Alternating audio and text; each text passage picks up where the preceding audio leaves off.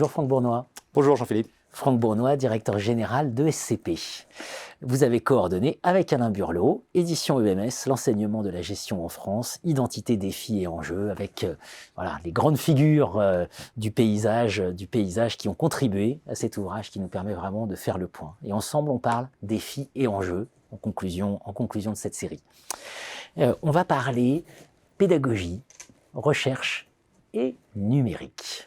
Parce que le numérique, pour Beau cryptique. Ouais, ça change beaucoup de choses quand même. Hein. C'est au cœur de c'est le chapitre 21 hein, sur les défis et les enjeux.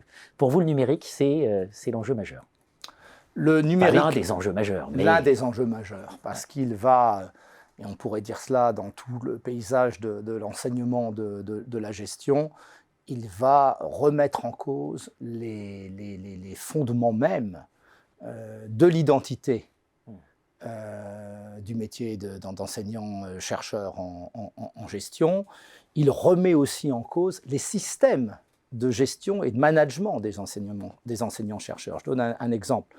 Le métier du professeur a longtemps été de préparer un cours d'une durée de 36 heures ou de 30 heures ou de 20 heures.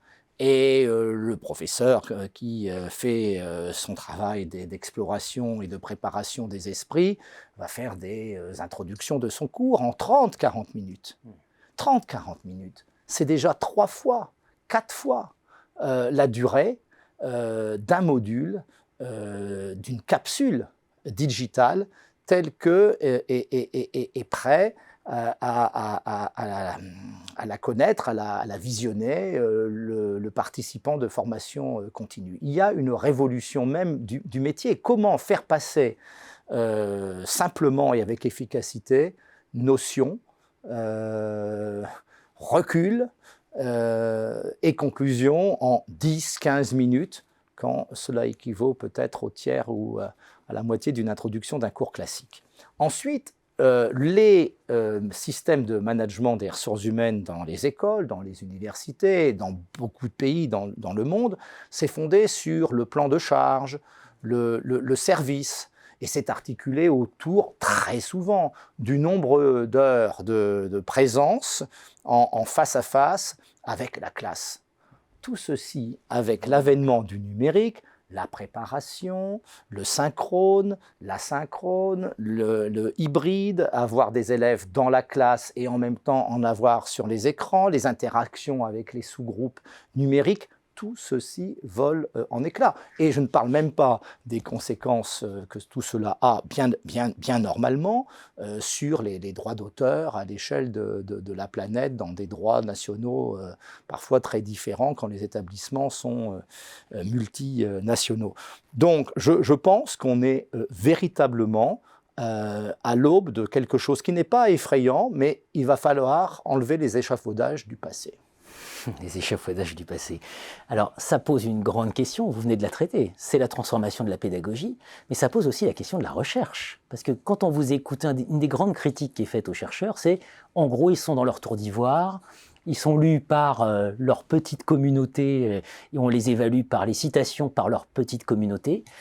Là, le numérique, là-dessus, change tout. C'est-à-dire que c'est un rayonnement externe. Le rayonnement est externe. Et puis, sur la recherche en gestion, alors j'ai peut-être un postulat ou une posture simplement un peu particulière, c'est que je crois que, c'est un peu comme disait Lewin, il n'y a pas de recherche sans action et il n'y a pas d'action sans recherche. C'est-à-dire que dans le monde de la gestion et du management, ce rayonnement-là, il doit se faire aussi de façon beaucoup plus proche des organisations.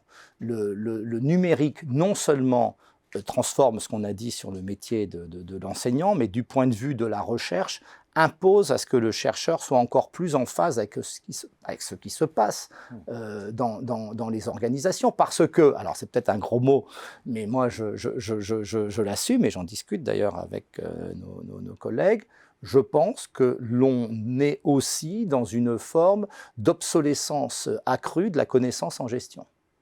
C'est-à-dire que ce qui a été vrai dans le passé, que l'on pouvait enseigner avec une hypothèse d'utilisation du cours pendant 5 à 10 ans, je pense que là aussi, il y a une réduction du temps et que le cours aura une validité peut-être que de 1, 2, 3 ans. Et donc, l'impératif premier, je trouve, pour la recherche en gestion, avant même de parler de la diffusion dans la communauté, c'est d'avoir et de procéder à une recherche qui soit appliquée. Bien entendu, il restera toujours un peu de recherche fondamentale en gestion, aux confins de la microéconomie, etc.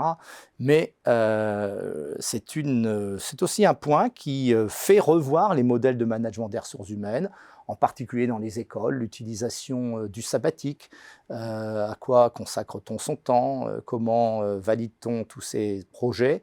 Voilà encore des éléments de révolution, mais je trouve de bonnes révolutions, donc vers de bonnes résolutions. Bonne résolution. On sent aussi que ça veut dire accélérer les rythmes, hein, c'est-à-dire les rythmes, manière de reposer les questions, et y compris de publication d'ailleurs. Oui, de publication, et je crois que ça aussi entraîne des modifications, il faut le prendre en compte dans l'écosystème de l'enseignant-chercheur, c'est aussi des modifications dans le métier, dans les apports, dans l'évaluation aussi des prestations de tous les personnels administratifs qui aident les étudiants au-delà du corps strictement professoral. Bien sûr. Dernière question. Thierry Coulon, très récemment dans Le Monde, a proposé une tribune.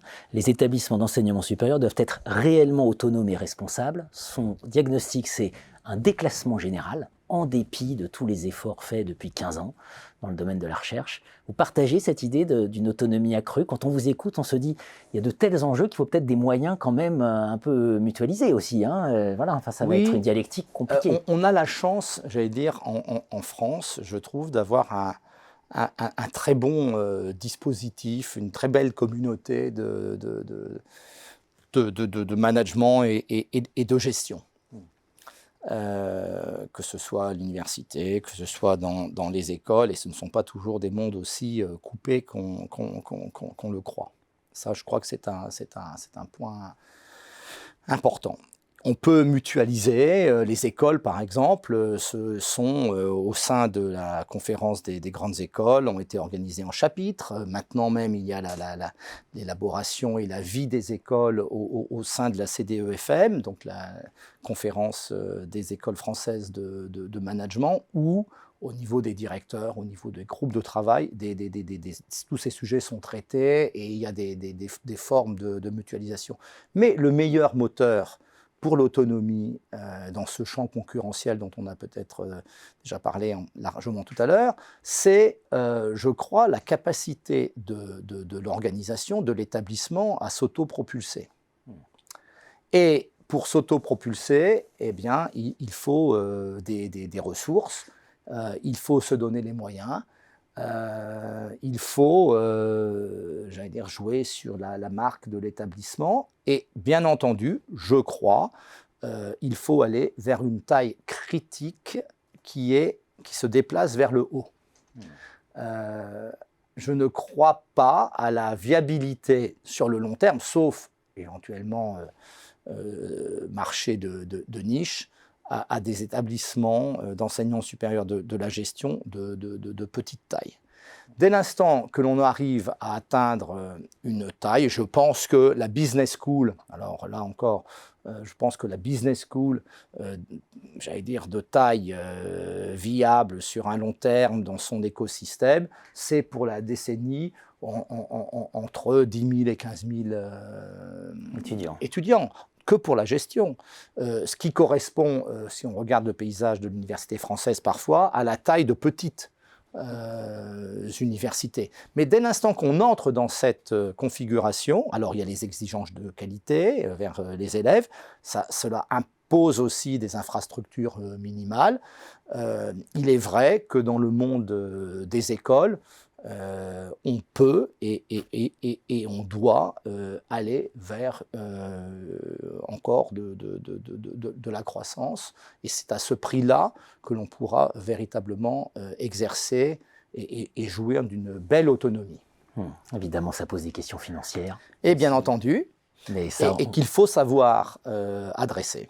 Et on va les adresser ensemble. On va commencer à les adresser ensemble dans une prochaine interview. Merci beaucoup. Merci Franck Bournois.